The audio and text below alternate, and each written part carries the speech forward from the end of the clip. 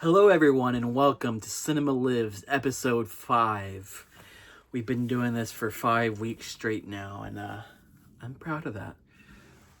I am going to be talking about 3 movies. Oh, and I'm Jules, by the way. Jules D, your host. And I'm going to be talking about 3 movies that I saw all in the theater. Everything I'm going to talk about this week was watched in the theater, and that's what we believe in here at Cinema Lives. And, I'm going to be talking about primarily the first one is Alpha, and that's the movie of the week, and that is directed by Julia Ducournau. I don't think I'm pronouncing that right, but she is French and directed the films Raw and Titane, which won the Palme d'Or back in 2021. And I was a big fan of Raw. I remember watching that at the Alamo Drafthouse in 2017, which is forever ago now, which is crazy. But I remember really liking that at the time. And then watching Titane in the theater as well in 2021 and liking it. I wasn't as crazy about it. I mean, I did like it. That one was probably like a 3.5. Raw would be like 4.5 territory. But, Titane leaned heavily into some Cronenbergian themes. Crash seemed to be a big influence. Also had some weird kind of serial killer vibes. But it was interesting for sure. And then this one, Alpha, premiered at Cannes last year. And I'm blanking on the actors' names. I'm not going to be able to repeat them here. But, one, I think her name is who plays the mother in the film. Her name is Goldsleeth, and I don't remember her last name. But I think she was in Patterson, is what I had seen her in. And she's really great in that film. She's really great in this film. But in terms of Alpha, it premiered at Cannes last year. I think to tepid response, this director had won the Palme d'Or. So obviously there was people were excited to see what was next. And I think people were a little disappointed. Not necessarily that it was a bad film or anything, but just, I don't think it was quite what they were expecting. And, I liked the movie. I didn't love it. I probably like it less than Titane. But I still do think it's a good movie. It's about a young girl who's about 13, and she lives in a world, and her name is Alpha, and she lives in a world that has this strange plague that is very clearly an allegory for the AIDS epidemic. And but this plague sort of turns people into stone. And a lot of people have been talking about how they were disappointed there wasn't really any body horror in this movie. And I don't, because, Julia Ducournau, Cronenberg has been a big influence on her, so people kind of expect body horror, but I don't know how they could say that, because not that the body horror was extreme or anything, but it was definitely there. I mean, there's parts where people are chipping away at one character's backside, they're infected by the plague, this character, and their backside is all crusted over with this, rock disease, and they are chipping away at it, and this whole big chunk of their body gives out. This whole big chunk of their backside falls out, and that stuff I found disturbing. It's definitely body horror, but the movie does lean more into the dramatic side. I mean, it could be looked at as just a straight drama about this young girl growing up in a world with this strange disease, and she seems to contract the disease when she is at a party with her boyfriend, and she's passed out on a table or something, and one character gives her a tattoo with a dirty needle, which is an A for Alpha. But that needle seems to have given her the disease, and it's just about sort of a loss of innocence. And the mother character, Alpha's mother, who is played by the actress I'd mentioned, who's also in Patterson, she brings in her brother, who starts living with them, and the daughter is like not so crazy about this, but that brother also has the disease, but he's much further along with it, and he's dying, and the mother is dealing with that. And yeah, themes of loss of innocence and themes of grief, heavy themes of grief. At the end, I'm not going to spoil the ending entirely, but it did end with a classical piece of music that's been used in like the King's Speech, and it was used in Irreversible. And I think a moratorium needs to be put on that piece of music being used in movies. It's an amazing piece of music, but I think using that is like an easy win to make whatever you're putting it on be powerful. Because I mean, you hear that and it becomes powerful, and it's pretty easy to do that. But like, not to say that what was shot in the scene or anything was easy, but I just think that has been a little overused, and we can move on to other pieces. But it's a great piece, but yeah. It's not a pleasant watch. It's I respected what it was going for, but I did think that I had seen these allegories in a lot of other movies. And yeah, I just wasn't blown away with it, but I would give it a 3 out of 5. And yeah, I'm glad I watched it, but yeah, I'm not rushing to go back and see that. On to the other things I watched this week. That one, Alpha, I watched at AMC Alderwood.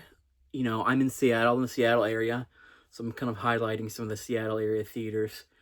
I have AMC stubs with the 99-cent promotion that I got. I think they're doing that in March and April. If you can get AMC stubs A-list for 99 cents for the first month. And that gets you like 4 movies a week, which is pretty amazing. But yeah, the next movie I'm going to talk about is AI, Artificial Intelligence. And I saw that at SIFF Film Center, and that was not an AMC Stubs movie, but yeah, this was through the Grand Illusion, which had to close last year. They were a theater in Seattle that unfortunately had to close last year because their lease ran out and it wasn't renewed by the tenant. So they lost their building, but they're still doing pop-up screenings at different theaters. And so they did this amazing 35mm screening of AI, Artificial Intelligence at the SIFF Film Center, which is at Seattle Center. It's a little small, cool theater. And yeah, this was a great watch. This is another movie I don't know that I'm ever going to watch again. I've seen it a few times. Directed by Steven Spielberg, starring Haley Joel Osment and Jude Law. And yeah, it's a hard watch. It's riddled with flaws. The plot is silly. The writing is goofy. But the heart of the movie is in a really good place, and the concepts are interesting. And obviously, it's interesting to compare it to some of Stanley Kubrick's work, being that the project started with him, and then Stanley Kubrick worked with Spielberg on it and was eventually passed to Spielberg. But yeah, it's a good movie. I would give it about a 4 out of 5. It's come up. Like, I used to give it lower ratings. I used to not... Well, one, I had problems that the plot is so sort of goofy. I mean, it starts with David, the Haley Joel Osment robot character, attaching to these parents, and they very clearly state, once you attach this robot to you, it's not going to be able to be unattached, and you have to return him to be destroyed.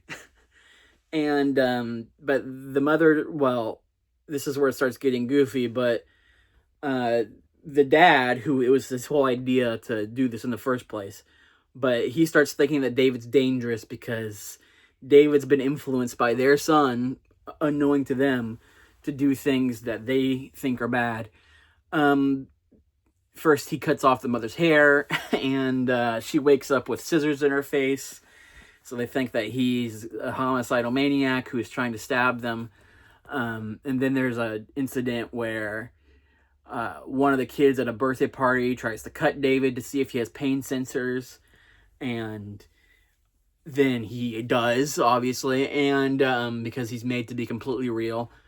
And he gets scared and latches on to the other kid, and they fall in a pool. And so the parents think that he was trying to drown him, and that's the last straw. But the mom has, attached to him, and she feels bad, but she's like, I can't allow him to be destroyed because she's thinking of him as real. And but her option is to abandon him in the forest, which is rough. But yeah, and that's where it gets. There's more goofy stuff of her just sort of out of nowhere saying, "Stay away from flesh fairs," which is some sort of group in this future world that hunts robots and puts them on display to be tortured and destroyed in front of tons of people for amusement. But yeah, she goofily sets that up, goofily and clumsily, right as we're about to go into that segment of the movie. And then from there, we sort of go into this Pinocchio-esque segment or series of scenes that are... The movie is a big playing on Pinocchio motifs very clearly and obviously. And also a little bit of Wizard of Oz. With David looking for the Blue Fairy because he thinks the story Pinocchio that his mom read him was real, and he thinks the Blue Fairy can grant his wish to be a real boy, then his mom will love him again. And so he gets caught up in these flesh fairs. He meets Jude Law, who's a robot, who is like a male prostitute robot. He's a lover robot, and his name is Gigolo Joe. But they become buddies, and they escape the flesh fair and look for Dr. No, who gives them some more information. Dr. No is a robot voiced by Robin Williams, which is a fun little scene. But then they go to Manhattan, and David finds his maker, but his actual maker, played by William Hurt. But it all ends with David being trapped under the water and he sees the Blue Fairy.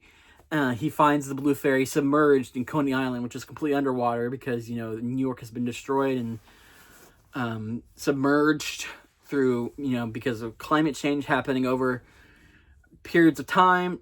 New York is now completely underwater, and David goes into a submersible helicopter under the ocean and finds the Blue Fairy, and then ends up, which is just a statue at Coney Island, but then ends up getting trapped as a Ferris wheel falls on top of them, and they're trapped, him and Teddy, who's this robot teddy bear, who I love that character. Teddy's one of my favorite parts of the movie. He's just a cute, grumpy teddy bear. But, yeah, after that, they're stuck there for 2,000 years, and then I don't know how ancient they are, but I'm sure they're probably ancient, but, aliens way in the future find them and are studying David because he knew humans. And this whole section of the movie feels very like they were like Spielberg was just riffing on 2001. It feels very akin to the end of 2001 where Dave is being studied by aliens. But the difference is the huge emotional center at the core of this movie and at the core of these scenes at the end. But that's where it gets really rough for me. The whole movie is depressing and sad because it's this poor little boy who's abandoned by his parents. But yeah, at the end, the aliens set up an environment for David where he can talk to the Blue Fairy and he can get the wish that he wants. And his wish is to have his mom with him again. And yeah, it's so sad. And at the end, and I thought I wasn't going to cry this time, but I cried really, really, really hard. And yeah, I was like, I don't know if I want to go through that again. It hits on personal things for me, and yeah, it's just a heavy movie. But I'm glad, if this was the last time I ever watched it, I'm glad the last time was on 35 millimeter. It was a little bit of a rough copy. Scratchy, but that's charming to get to watch something like that in the theater. And I did have a good time with it, even though I cried really, really hard. And at the end, I had to wipe my face off with a towel that was soaked in tears. But yeah, I'd give that a movie a 4 out of 5. It's come up over the years.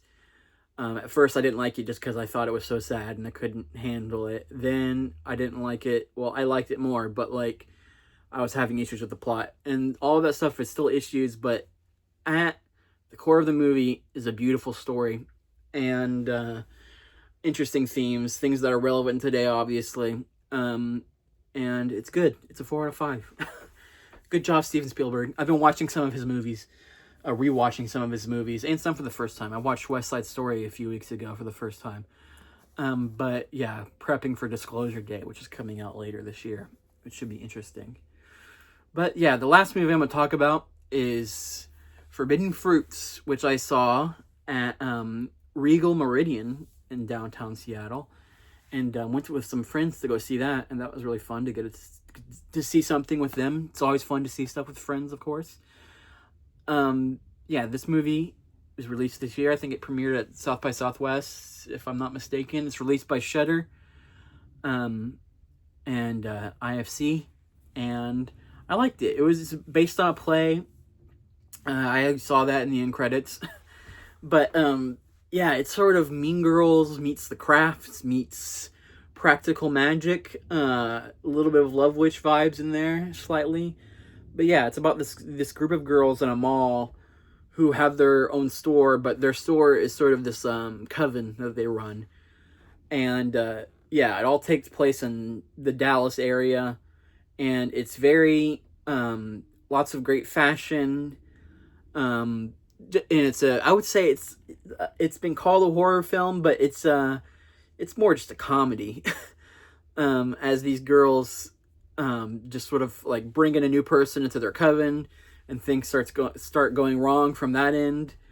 And it's just a fun movie with girls in awesome, cute clothes that do magical spells, and then at the end it kind of takes a horror twist. And the movie feels very low budget throughout. You definitely feel the play vibes because it takes place in a series of locations that are, there's not very many locations. It's all within the mall, and then within the store they have in the mall. But yeah, at the end it gets more horror, and there's like some pretty like ridiculous over the top kills that feel like not everything, but like a lot of things these days in the horror sphere seem influenced by Terrifier, and at least that's how I feel. And so in this movie, even when it's not necessarily tonally appropriate, in my opinion, they do some pretty ridiculous, crazy kill gore effects. But ultimately, I did enjoy the movie, and I would recommend it if you like this kind of stuff. If you like kind of horror comedy and sort of the idea of something in the vein of Mean Girls and The Craft and Practical Magic. But I did enjoy it. I would give it a 3 out of 5. And yeah, so I think that's about it for this week. If you enjoy my show, check it out on patreon.com/cinemalives if you'd like to support me, and just make a donation there. And you can also, I was going to say, if anyone wants to email me, you can email me at julesdrake93@gmail.com. And if anyone wants to ask questions or, just bring up something they would like me to discuss, I'd love to do like a little mail segment and, hear some stuff from the listeners and talk about it here on the show. So if you're interested in that, email me at julesdrake93@gmail.com. And yeah, of course, like and subscribe. And I will see you next time, guys. Bye.